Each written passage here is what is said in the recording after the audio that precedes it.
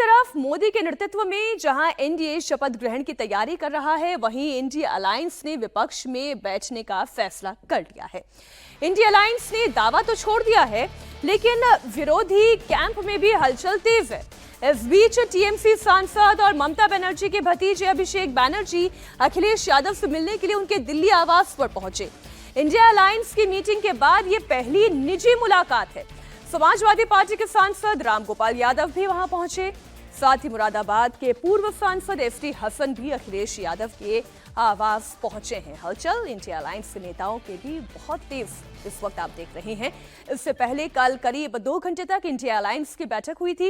ये बैठक मल्लिकार्जुन खड़गे के घर पर इंडिया अलायंस की बैठक हुई और इसमें यह फैसला लिया गया कि अब इंडिया अलायंस सरकार बनाने की कोशिश नहीं करेगा। सही वक्त का इंतजार किया जाएगा। बैठक में 19 पार्टियों के 33 नेता शामिल हुए थे। बैठक में चुनाव नतीजे पर मंथन भी हुआ।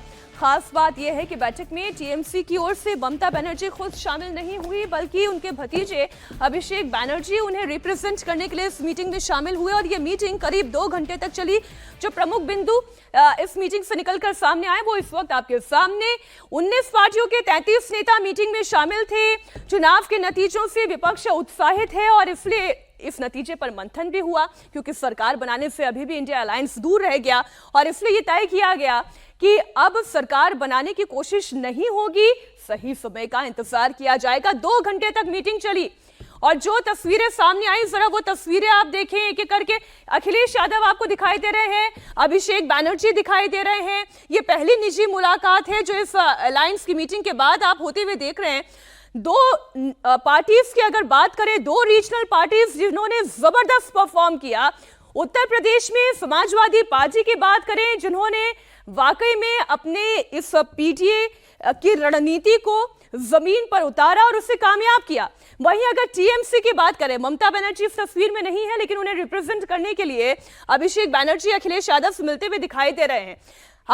ममता बनर्जी की बात करें, जिस तरीके का प्रदर्शन टीएमसी का पश्चिम बंगाल में दिखाई दिया, उसे यह कहा जा सकता है ममता बनर्जी ने अपनी खोई हुई सत्ता को एक बार फिर से हासिल कर लिया। विधानसभा में तो उनकी सरकार है ही, लेकिन लोकसभा में उनका यह प्रदर्शन बता रहा है कि अभी भी बंगाली मां माटी मानुष के नारे पर यकीन करता है।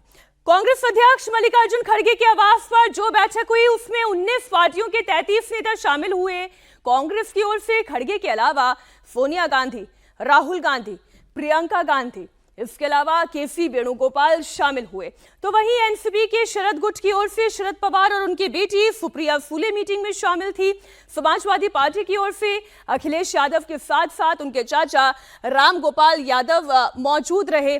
टीएमसी की ओर से ममता बनर्जी नहीं, बल्कि उनके रिप्रेजेंटेटिव के तौर पर अभिषेक बनर्जी, उनके भतीजे वहां पर रहे। लेफ्ट की ओर से सीताराम येचुरी, डी राजा, दीपांकर भट्टाचार्य इस मीटिंग में शामिल रहे। अगर बात की जाए जेएमएम की, तो जेएमएम की ओर से कल्पना सोरेन और चंपई सोरेन मौजूद थे। आम आदमी पार्टी की ओर से संजय सिंह और राघव चड्ढा, शिवसेना उबाठा की ओर से संजय राउत और अरविंद सावंत थे। उद्धव ठाकरे नहीं थे, संजय राउत और अरविंद सावंत। तो वहीं आरजेडी की ओर से तेजस्वी यादव और संजय यादव की मौजूदगी रही। डीएमके की ओर से खुद स्टालिन और टीआर बालू इस मीटिंग के अंदर शामिल थे। यह बैठक करीब 2 घंटे तक चली, जिसमें इस बात पर माथापच्ची की गई, क्या नंबर ना होने के बावजूद सरकार बनाने की कोशिश करनी चाहिए या नहीं, जिसमें सभी पार्टियों से राय ली गई। इसके बाद यह तय किया गया कि सरकार बनाने के लिए इंडिया अलायंस अभी सही वक्त का इंतजार करेगा। मतलब यह है कि इंडिया अलायंस अभी फिलहाल विपक्ष में ही बैठेगा। तीसरी बात यह है कि सरकार बनाने के लिए सही वक्त का इंतजार करने का मतलब यह कि सरकार तो देखिए 5 साल चलती है और इस बार बीजेपी अपने दम पर बहुमत की सरकार तो नहीं बना रही है, सहयोगियों के कंधे पर यह सरकार बन रही है। तो क्या विपक्ष इस बात का इंतजार करेगा कि ये सहयोगी कभी ना कभी छिटकेंगे तो वारे न्यारे इंडिया अलायंस के होंगे? लेकिन फिलहाल कल की मीटिंग के बाद क्या बातें कही गई वो आपके सामने रखते हैं।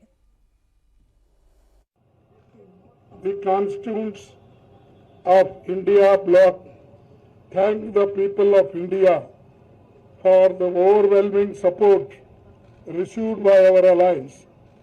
The people's mandate has given befitting reply to the BJP and their politics of hate, corruption and deprivation.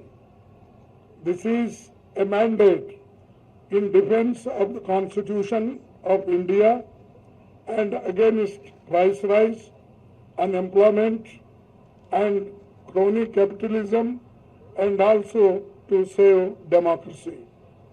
The India bloc will continue to fight against the fascist rule of the BJP led by Modi.